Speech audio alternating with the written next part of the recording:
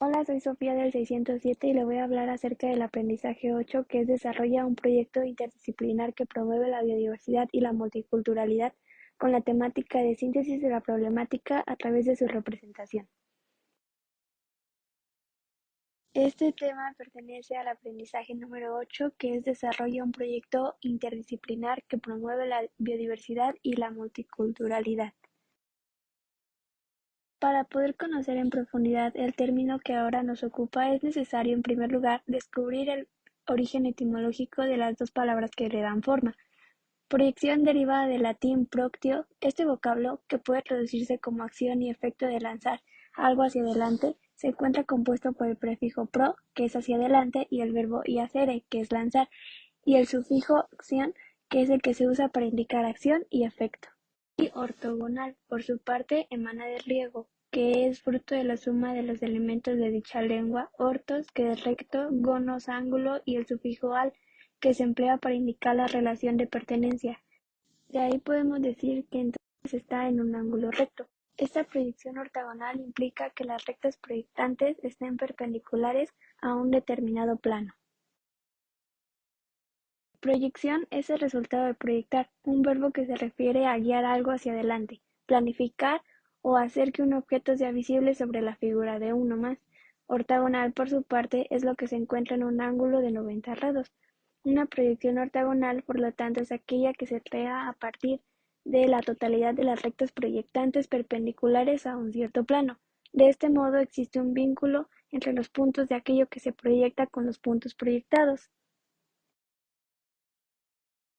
Lo que posibilita la proyección ortogonal es el dibujo de un mismo objeto, que se encuentra en el espacio, en planos diferentes. De este modo, el resultado es la posibilidad de contar con dos o más puntos de vista distintos del objeto en cuestión. La proyección ortogonal es una herramienta muy utilizada en el campo del dibujo técnico. Para hacer esta representación gráfica de un objeto existen grandes planos de proyección, de perfil, vertical y horizontal. La intersección de estos planos se produce en ángulos de 90 grados, es decir, ángulos rectos, formando diversos cuadrantes. Todos los objetos, por lo tanto, pueden ser o ser proyectados en estos cuadrantes. La perspectiva es el método que permite la representación de los objetos tridimensionales, es decir, altura, anchura y profundidad, en superficies bidimensionales, y que permite dotar de profundidad en el espacio al objeto dibujado. Hay varios tipos de perspectiva en el dibujo. Unas de ellas son la perspectiva paralela, frontal o de un solo punto, que es la más básica y se basa en utilizar un solo y único punto de fuga que conecta las líneas paralelas verticales y horizontales del objeto a dibujar con el punto de fuga. La perspectiva oblicua o de dos puntos, que se utilizan pues dos puntos de vista ubicados en la línea del horizonte. Dichos puntos deben unirse con las líneas que formen un ángulo de 90 grados, para así dar forma a la figura a representar. Esta técnica es la más utilizada para representar principalmente las estructuras civiles como edificios o casas. Igualmente es muy utilizada para representar objetos como mesas, sillas o escritorios. En la perspectiva aérea, el efecto de esta técnica es que nos permite observar lo que se representa desde una visual superior, es decir, sino como los elementos se vieran plasmados desde arriba, así teniendo un mayor realismo, pues no solo hay profundidad, sino altura y distancia. En la perspectiva invertida se utiliza un punto de fuga, pero dicho punto se ubica fuera de la superficie en donde se plasma el dibujo, es decir, pues no está ubicado en la línea del horizonte o en alguna parte del dibujo. En la perspectiva axonométrica busca representar una figura manteniendo sus proporciones en cuanto a la altura, profundidad y ancho. Este tipo de perspectiva es muy utilizado en los planos arquitectónicos o planos para obras civiles, pues ahí se plasman elementos que deben verse desde diferentes ángulos con las proporciones y medidas correctas. La perspectiva cónica o lineal se considera como el tipo de perspectiva que es más fiel a la vista del ser humano, porque ubica a las figuras con su profundidad en diferentes espacios. La perspectiva de importancia es una técnica utilizada para que las figuras o elementos que componen el dibujo tengan un orden en específico, es decir, las partes más importantes se ubican más adelante, dando el efecto de mayor tamaño. mientras que las de menor relevancia pues van atrás, viéndose de menor tamaño. La perspectiva caballera es la más utilizada para cambiar el tamaño de algún objeto en particular, bien sea que se reduzcan sus medidas o se aumenten, pero conservando su figura como tal. Y la perspectiva menguante. Con esta perspectiva lo que se busca es representar la distancia que puede o hay entre los objetos, en donde aquellos que se están más alejados irán perdiendo nitidez y los más cercanos pues van viéndose con mejor claridad. Una maqueta es un modelo a escala o a tamaño real de un objeto, artefacto o edificio, realizado con materiales pensados para mostrar su funcionalidad, volumetría, mecanismos internos o externos, o bien para destacar aquello que una vez construido o fabricado presentará como innovación o mejora. Las maquetas topográficas es las más utilizadas para reproducir un terreno o un paisaje natural. Se representa el espacio lo más fielmente posible, respetando la vegetación e incluso las personas o los automóviles. La escala de construcción de las maquetas topográficas varía mucho según el terreno que se quiera plasmar, desde 1 a 50 hasta 1 hasta 2500.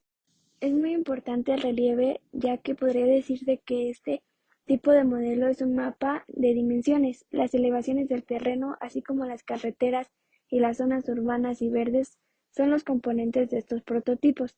Resultan útiles para estudiar un terreno que se pretende edificar. Se analiza el tipo de suelo, cómo afectaría un edificio al entorno, qué problemas se encontrarían en el proceso de construcción. Dentro de las maquetas topográficas se suelen marcar dos subcategorías, las de paisaje, que son terrenos más amplios, y las de jardín, que son terrenos más reducidos.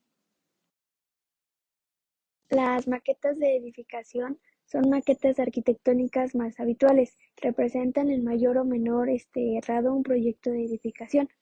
Dentro de este tipo de modelos se ubican subtipos, que son las de urbanismo, que es una reproducción a escala de una zona urbana en la que se pretende construir un edificio nuevo. Es parecida a la topográfica en el sentido de que aporta una visión global del territorio. Un prototipo urbanístico es como una fotografía aérea de un área de la ciudad. También está ideada para estudiar el terreno y cómo se afectaría una nueva construcción al entorno. Se suele representar incluyendo el edificio que se pretende construir. De esta forma se vuelve más sencilla la tarea de analizar las consecuencias de la edificación. La escala en las maquetas de urbanismo suele oscilar entre 1 a 1000 y 1 a 500. Además, resultan útiles a la hora de vender el proyecto. Las maquetas de edificios son las más comunes de todas. Es la representación en miniatura de un edificio construido o por construir. La escala puede ir de 1 a 500 a 1 a 200 si se va a meter dentro de una maqueta de urbanismo o topográfica. Sin embargo, lo más usual es representar el edificio sin el contexto exterior en el que se encuentra. Ahí la escala puede llegar a 1 a 50. De esta forma se pueden observar los detalles del edificio y servir de ayuda tanto para el arquitecto como a la inmobiliaria una vez que el edificio real esté en proceso de construcción. Y las maquetas de detalle. Estos llegan a representar una escala real o 1 a 10. Se trata de partes tan complicadas en un edificio que es necesario realizar una maqueta para estudiar mejor la forma de construirlo. A veces se suele usar como parte de la decoración del edificio cuando está acabado. También proporciona bastante ayuda a la hora de escoger materiales, texturas o incluso colores. Se puede hacer desde reproducciones de la estructura del edificio hasta los elementos decorativos de la fachada. Además de estos tipos de maquetas arquitectónicas, existen unos más, como los de diseño de interior o las maquetas especiales, que inciden más en los objetos como muebles y elementos de decoración, texturas, colores e iluminación.